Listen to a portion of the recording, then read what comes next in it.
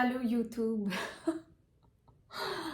Ça fait une éternité que j'ai pas posté sur mon channel. Je n'ai même pas regardé c'est quoi la dernière vidéo que j'ai fait.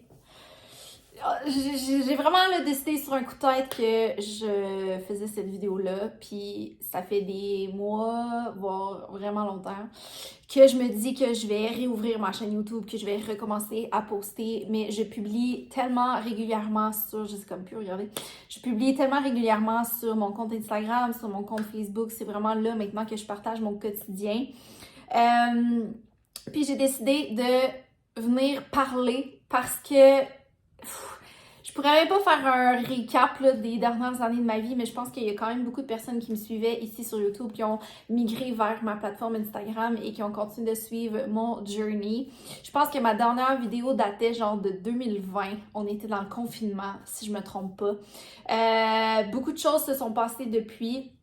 Mais mettons qu'on parle juste de une des grandes parties de ma vie, c'est devenu c'est ma passion qui est devenue pour le fitness. En fait, je me suis développée une grande passion pour le fitness. Et là, aujourd'hui, le 20 février 2023, je suis dans ma première journée de préparation officielle pour ma première compétition de fitness. Je vais compétitionner dans la catégorie bikini. La date de ma compétition, c'est le 30 juillet.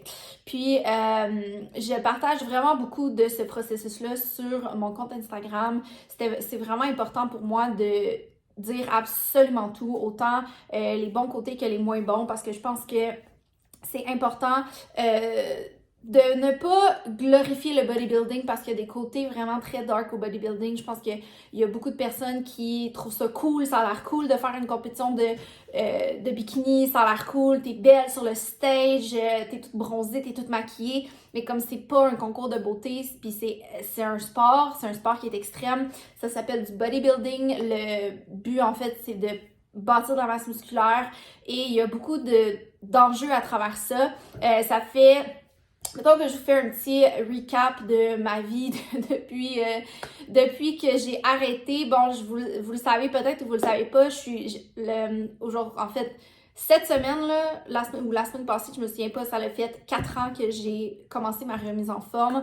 J'ai changé énormément là, depuis mes débuts sur YouTube, je pense que j'ai commencé YouTube genre en 2016. Il s'est passé énormément de choses. J'ai commencé mon processus de remise en forme avec Herbalife en février 2019.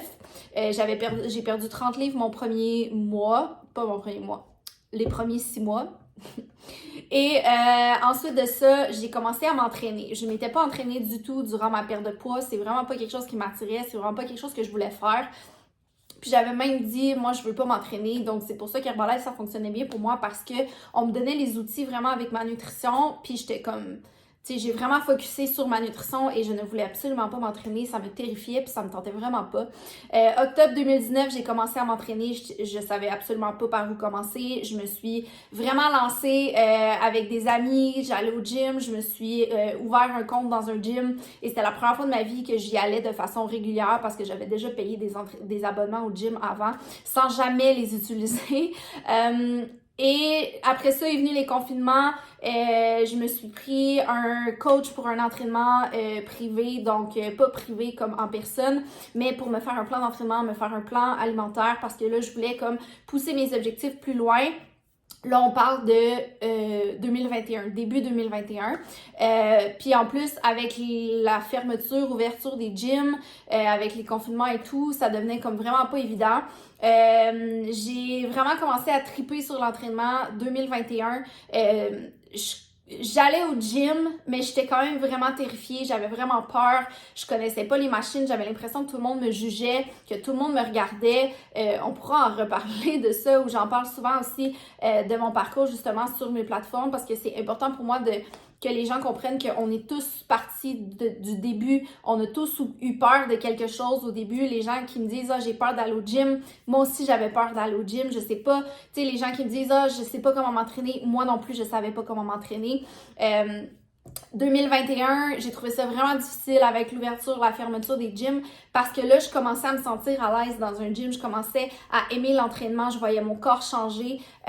J'ai eu des hauts et des bas aussi avec mon poids, puis toutes les émotions qu'on a vécues durant les confinements, puis ça, je pense que c'est tout à fait normal. Ensuite de ça, ben j'ai continué ma progression. Quand les gyms ont réouvert en février 2022, donc il y a un an, je me suis promis que j'allais plus jamais, comme là, honnêtement, j'étais rendue au point que le gym s'était rendu comme une façon pour moi de m'évader, puis de me sentir comme de bâtir ma confiance en moi, puis c'est vraiment loin d'être juste par rapport au physique, c'est tout le challenge, puis toute la confiance que ça m'apporte en tant que personne.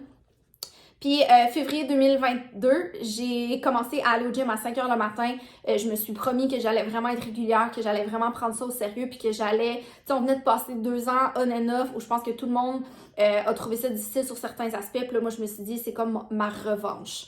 Ça faisait longtemps que j'avais envie de commencer... en fait, ça faisait longtemps que le domaine du fitness puis le domaine des compétitions m'attirait, mais jamais au point de dire « Hey, j'ai le goût de le faire ». Ma coach est une athlète de bikini également, mais c'est jamais venu d'elle l'idée de me dire « Hey, tu devrais faire une compétition de bodybuilding ». C'est vraiment moi qui ai fini par y en parler l'été passé. J'ai dit « Hey, pour vrai, je pense que j'aimerais vraiment ça ». Elle m'a dit « Il faut que tu sois consciente de ce qui t'attend » parce que, comme je l'ai dit tantôt, faire une compétition de bodybuilding, faire une compétition de fitness, c'est pas toute rose. Il faut que tu saches dans quoi tu t'embarques, puis il faut que tu aies vraiment une idée justement de ce par quoi tu vas traverser, même si tu le sais jamais vraiment, tant que tu t'es pas lancé là-dedans puis que tu l'as pas fait une fois. J'ai commencé à écouter des podcasts, j'ai commencé à regarder des vidéos YouTube, à suivre des filles qui faisaient ça. J'écoutais beaucoup de podcasts pour justement comprendre tous les revers de la médaille, écouter beaucoup d'histoires, comprendre un peu c'était quoi. Je suis allée voir ma première compétition au mois de septembre à Montréal et c'est là que j'ai vraiment eu le déclic. Elle m'avait dit « Va voir une compétition, tu vas voir un peu c'est quoi l'ambiance, etc. C'est quoi ce monde-là. » Et c'est vraiment à ce moment-là que j'ai décidé que j'allais le faire. On a décidé que été 2023 serait ma première compétition et depuis ce temps-là, je me prépare, c'est-à-dire que je travaille sur moi-même parce que ça va être littéralement la chose la plus challengeante que je vais faire de ma vie, littéralement. Ma compétition va être le 30 juillet. Aujourd'hui, le 20 février, on est à 23 semaines de la compétition. Donc, on commence la préparation officielle. Habituellement, une première préparation, une première compétition, on dit à peu près 20 semaines. Nous, on a décidé de la commencer plus tôt pour se donner vraiment du lousse. Puis avoir du lousse si jamais on a besoin de faire des changements, etc. Puis encore une fois, tout le monde a des parcours différents, tout le monde a des corps différents, donc mon histoire et mon expérience n'est peut-être pas l'expérience, en fait, n'est pas l'expérience de tout le monde.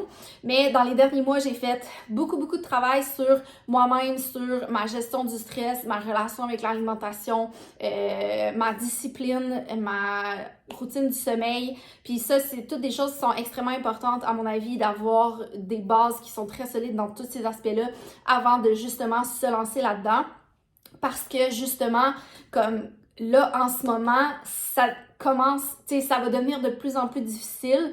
Donc, c'est important que justement, toutes ces bases-là soient vraiment solides parce que le bodybuilding, c'est un sport 24/7. Tous les éléments de ta vie, justement, affectent le physique que tu vas amener sur le stage.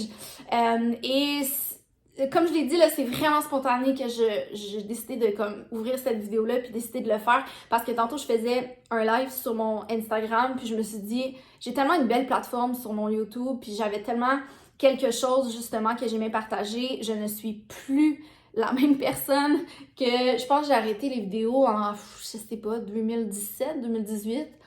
Aucune idée. Mais je suis vraiment plus la même personne puis je sais que j'ai énormément de choses à partager. J'utilise ma plateforme Instagram justement parce que c'est très rapide, c'est vraiment facile. Je peux partager mon day-to-day, puis un de mes objectifs, c'est de le faire de façon extrêmement authentique.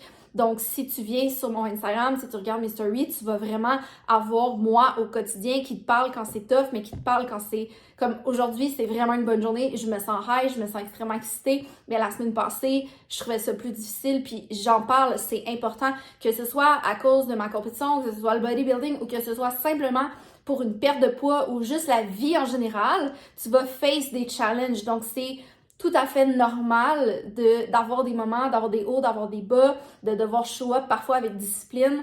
Puis moi, je suis pas le genre de personne qui va partager juste quand ça va bien. C'est important pour moi que les gens qui me suivent se reconnaissent ou peuvent s'identifier quand ça va moins bien, de dire comme OK, ça va moins bien. Pour elle aussi, des fois, c'est plus difficile, mais elle aussi, elle se relève, puis elle aussi, elle continue. Donc, c'est important de justement avoir des gens que, tu sais, moi aussi, j'en ai des athlètes que je regarde, des gens que je suis sur les réseaux sociaux, que quand ils partagent leurs difficultés, ben ça me fait du bien parce que ça me permet de relate puis de savoir que Crime a s'est relevée de ça, elle a continué. Donc, c'est vraiment important pour moi de faire tout ça de façon extrêmement transparente.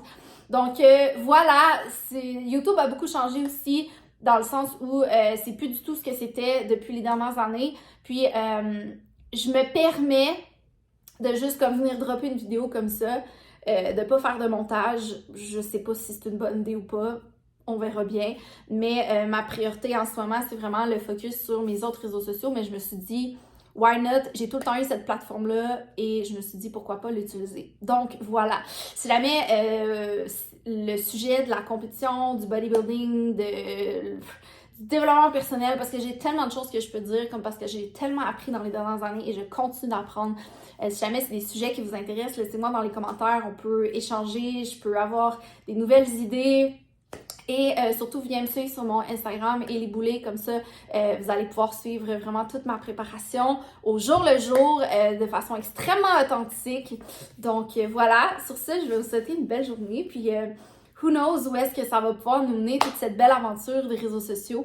Donc voilà, merci d'avoir pris le temps de m'écouter et au plaisir de se voir bientôt. Bye!